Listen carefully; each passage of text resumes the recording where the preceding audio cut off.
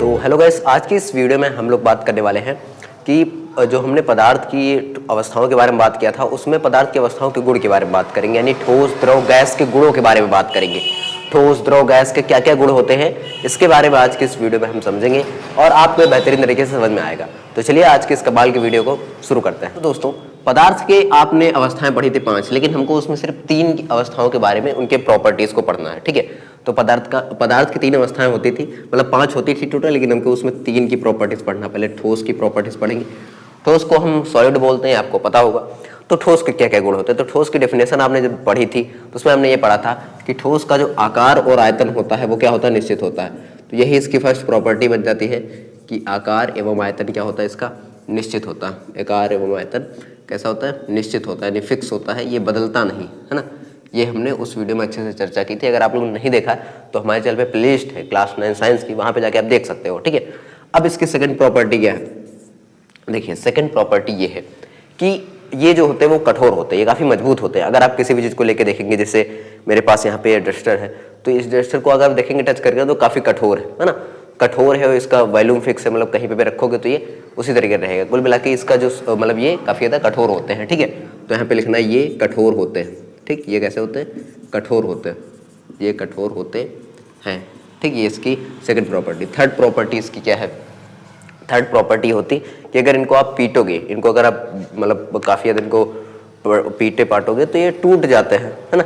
ये क्या हो जाते हैं, टूट जाते हैं, इसलिए इनको कहते हैं भंगुर होते हैं। भंगुर मतलब कि अगर किसी को पीटते टूटते तो टूट जाता है नॉर्मली, है ना। ज्यादा अगर इनको दबाव देंगे तो क्या होंगे, टूट जाते हैं, तो ये भंगुर होते हैं, है ना। भंगुर मतलब क्या हो गया कि इनको अगर टूटेंगे मतलब तो ये क्या हो जाएंगे, टूट जाएंगे, ठीक है। ये भंगुर होते हैं, इसकी थर्ड प्रॉपर्टी हो गई। फोर्थ प्रॉपर्टी क्या होती है, फोर्थ प्रॉपर्टी होता है इनके अणुओं के आधार पर बनाया गया, कि इसके अंदर के जो अणु होंगे यानी मॉलिक्यूल्स, इसके अंदर के अणु जो मॉलिक्यूल्स हैं वो काफ़ी पास पास होते हैं। क्या होते हैं, इनके अंदर के मॉलिक्यूल क्या होते हैं, काफ़ी ज़्यादा पास पास होते हैं, ठीक है।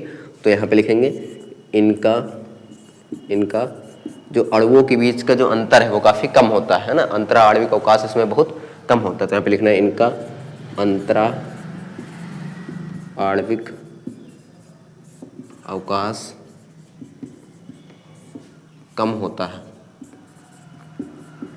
ठीक। अंतराणविक अवकाश क्या होता है, कम होता है। और उसके बाद फोर्थ प्रॉपर्टी क्या हो जाएगी, जब फोर्थ तो हो गई, फिफ्थ प्रॉपर्टी क्या होगी, देखो इनके अणुओं के बीच में अंतराणविक अवकाश कम होगा तो इनके जो आकर्षण बल है वो काफी ज्यादा हो जाएगा, है ना। अंतराणविक अवकाश ज्यादा होगा, मतलब कि कम है, यानी काफी पास पास है, तो उसमें बल मतलब क्या लग रहा है, ज्यादा लग रहा है। तो इनके बीच में इनका जो है आकर्षण बल क्या होता है, अधिक होता है। इनका ससंजक बल भी बोल सकते हैं, लेकिन आकर्षण बल अधिक होगा, ठीक। आकर्षण बल अधिक होता है ना, अधिक होता है, ठीक। ये इनकी क्या हो गई, फिफ्थ प्रॉपर्टी हो गई, है ना। तो इस तरीके से करके इसकी कुछ प्रॉपर्टी जो कि हमने समझी। अब इसी तरीके से करके आपको द्रव की समझना है, फिर गैस के समझना है। एक बात आप याद रखिए, हम तीनों को एक साथ लेके चलेंगे ना तो आपको बहुत अच्छे से रिलेट करके समझ में आएगा। तो कोशिश करना है हमें कि हमें एक ही बार में तीनों को समझ ले, वरना फिर दिक्कत आएगी, ठीक है।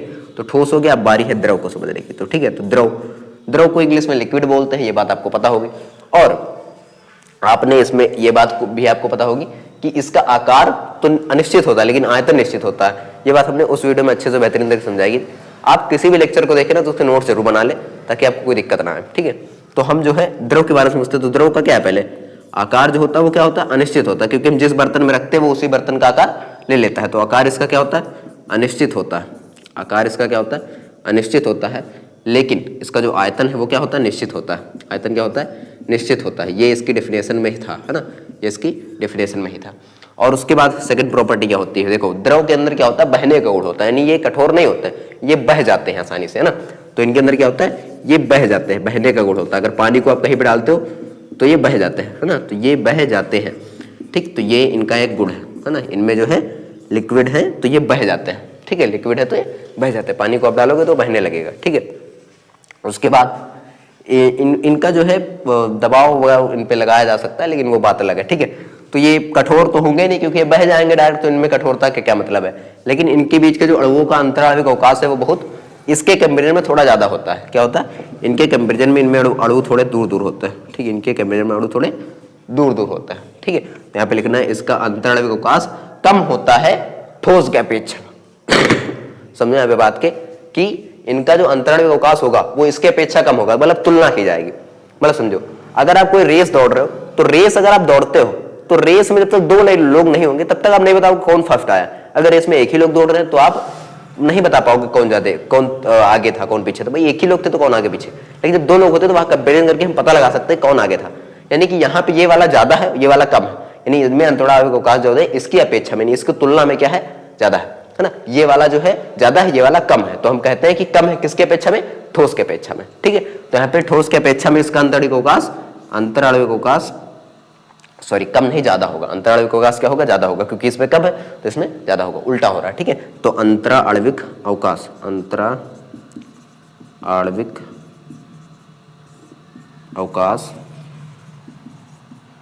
अधिक होता है ना, लेकिन ठोस की अपेक्षा, ये बात आपको याद रखनी है इसमें। ठीक है, फिर उसके बाद फोर्थ प्रॉपर्टी क्या है कि इसमें आकर्षण बल, देखो इसमें आकर्षण बल क्या होता है, अधिक होता है, तो इसमें आकर्षण बल कम हो जाएगा, है ना। इसमें आकर्षण बल क्या है, अधिक है, तो इसमें कम हो जाएगा, उल्टा हो रहा है सेम। ठीक है, लेकिन इसकी अपेक्षा में। ठीक है, तो आकर्षण बल इसमें क्या होगा, आकर्षण बल उसमें अधिक है तो इसमें कम हो जाएगा, आकर्षण बल कम होता है। ठीक है, इसमें आकर्षण बल क्या होगा, कम हो जाएगा इसकी अपेक्षा। ठीक है, तो ये आपके द्रव के गुण हो गए। आई होप आपको चीजें समझ में आ रहे होंगी कि द्रव के गुण क्या क्या होते हैं, है ना। तो ये इसके 4 गुण हैं, इसमें 5 गुण थे, भंगुर वगैरह की इसमें बात हम नहीं कर सकते। ठीक है, तो ये आपको समझ में आया होगा आई होप। अब बात करते हैं हम लोग गैसों के गुणों के बारे में। तो गैस के गुण हम इतने में ही देख लेंगे। ठीक है, तो गैस के गुण आपको समझ में आएगा, सभी सारी चीजें एकदम रिलेट करके ही बता रहा हूँ ताकि आपको समझ में आए। इधर से देखते हैं गैस, है ना। गैस को इंग्लिश में क्या बोलते हैं, गैस ही बोलते हैं। गैसीय अवस्था को गैसेस स्टेट बोलेंगे। ठीक है, आपका जो ठोस अवस्था है ना वो क्लास 12th में जाके एक पूरा चैप्टर हो जाता है फर्स्ट, अब हटा दिया गया सिलेबस से, वरना पहले था। ठीक है, तो गैस अवस्था जो है, गैसीय अवस्था गैसेस स्टेट बोलेंगे। तो गैस का सबसे पहला गुण क्या होगा कि इसका आकार और आयतन दोनों ही अनिश्चित होता है। आकार एवं आयतन क्या होता है, दोनों ही अनिश्चित होता है। दोनों ही क्या होता है, अनिश्चित। ठीक, आकार और आयतन दोनों क्या होता है, अनिश्चित होता है, फिक्स नहीं होता, ये बदलता रहता है ना।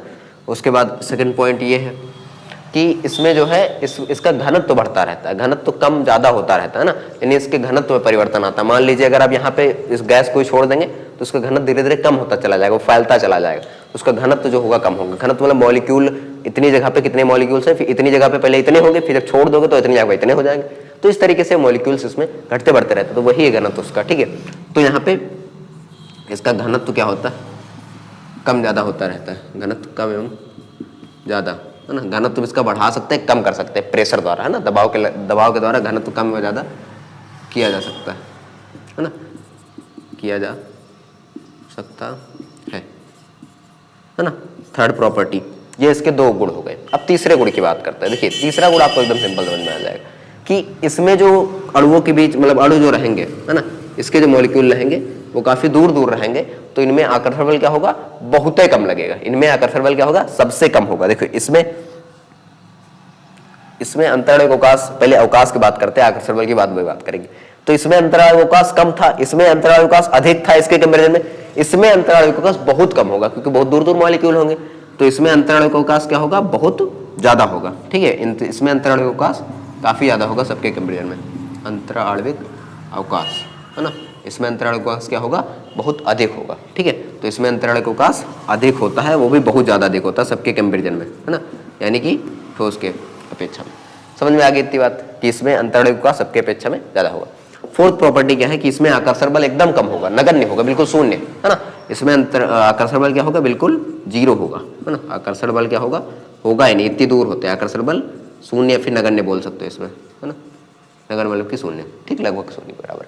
तो ये जो होता है ना, तो ये है हमारे ठोस द्रव गैस के गुण। आई होप आपको समझ में आए होंगे। आप इनको नोट कर लीजिएगा 1 बाय 1 करके, स्क्रीनशॉट भी ले सकते हो भाई। वैसे जब मैं लिखाता चलता हूँ उसी समय अपने कॉपी पेन लेके बैठे करें ताकि आपको अच्छे समझ में आए सारी चीजें। आई होप आपको ये टॉपिक समझ में आया होगा। अगली वीडियो में हम अगले टॉपिक समझने वाले हैं कि कैसे हम लोग ठोस द्रव गैस की अवस्थाओं में परिवर्तन ला सकते हैं, कैसे ठोस से द्रव, द्रव से गैस, और बहुत सारी चीजें, ऊर्ध्वपातन, वाष्पीकरण, ये सारी प्रक्रिया हमको समझनी है और बेहतरीन तरीके से समझने की कोशिश करनी है। आई होप आपको ये सारी चीजें समझ में आई होंगी। अगर समझ में आई तो प्लीज वीडियो को लाइक करें, अपने दोस्तों के साथ शेयर करें। मिलते हैं नेक्स्ट वीडियो के साथ, तब तक के लिए जय हिंद, जय भारत।